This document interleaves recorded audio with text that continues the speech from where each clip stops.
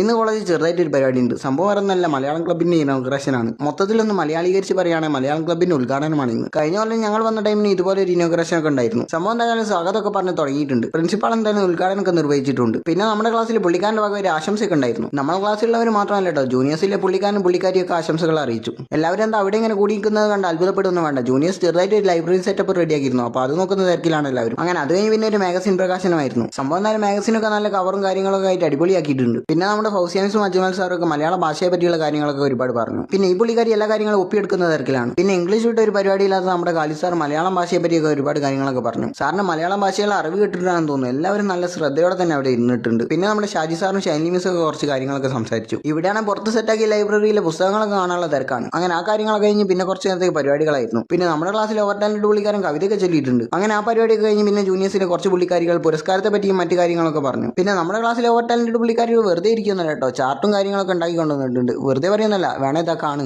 ഞങ്ങൾ പിന്നെ പണ്ടേ അങ്ങനെ വെറുതെ വന്ന് കൈയും കെട്ടിയിരുന്ന് പരിപാടി കണ്ടുപോകാൻ അത്ര നല്ല സുഖമുള്ള പരിപാടി ഒന്നല്ലല്ലോ. പിന്നെ ഞങ്ങളുടെ ക്ലാസ്സിൽ ഇതുപോലത്തെ ഓവർ ടാലന്റ് പുള്ളിക്കാരികൾ ഉള്ളതുകൊണ്ട് ഇതുപോലത്തെ കാര്യങ്ങളൊക്കെ എത്രയോ നിസ്സാരം. അങ്ങനെ അവിടെ പിന്നെ നടന്ന പരിപാടി എന്ന് പറയുന്നത് ജൂനിയേഴ്സിലെ 2 പുള്ളിക്കാരികൾ ചേർന്നുണ്ടാക്കിയ കവിതാവിഷ്കാരമായിരുന്നു.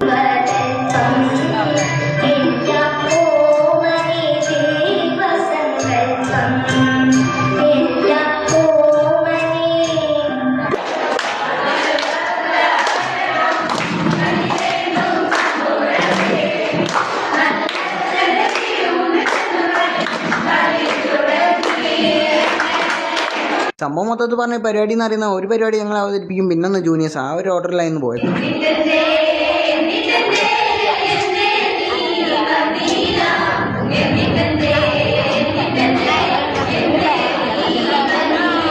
സംഭവം നേരം അവിടെ പരിപാടി നന്നായി പോകുന്നുണ്ട്. അപ്പോഴാണ് ഞാൻ ഇത് കാണുന്നത്. എന്ത് ചെയ്യാൻ, ഓവർ ടാലന്റ് കൂടിപ്പോയി എന്ന് പറഞ്ഞാൽ എന്തൊക്കെ കോപ്രായങ്ങളാണെന്ന് ഇവർ കാട്ടിക്കൂടുന്നത്. എന്നിട്ട് ചോദിച്ചാൽ പറയും പുതിയ ടെക്നോളജിയാണ്. അങ്ങനെ എന്തായാലും ഈ കവിതയോടെ ഇന്നത്തെ പരിപാടികൾ അവസാനിച്ചിട്ടുണ്ട്. അങ്ങനെ അതൊക്കെ കഴിഞ്ഞ് ഇറങ്ങി വരുമ്പോഴാണ് ഇത് കാണുന്നത്. സാറ് ഷട്ടിൽ കളിക്കുകയാണെങ്കിലും മൈക്കിൾ ജാക്സൺ സ്റ്റൈൽ വിട്ടൊരു കളിയില്ല. പിന്നെ ഇവിടെ ഒരു പുള്ളിക്കാരൻ കളി തുടങ്ങുന്നതിന് മുമ്പേ ജയിച്ച പോസൊക്കെ ഇടുന്നുണ്ട് ഏതായാലും. അങ്ങനെ എന്തായാലും അവരുടെ വാശിയേറിയ പോരാട്ടം കണ്ടുകൊണ്ടിരിക്കുമ്പോഴാണ് ഞാൻ വേറൊരു കാര്യം കണ്ടത്. ക്രിസ്മസ് ഒക്കെ വരുന്നതുകൊണ്ട് മനസ്സ് തുറന്ന് എന്ത് കാര്യം എഴുതിയിടാൻ വേണ്ടി ബേഡേർ വെച്ച പെട്ടിയാണിത്. സംഭവം എന്തായാലും കൊള്ളാം. അപ്പോൾ ഇത്ര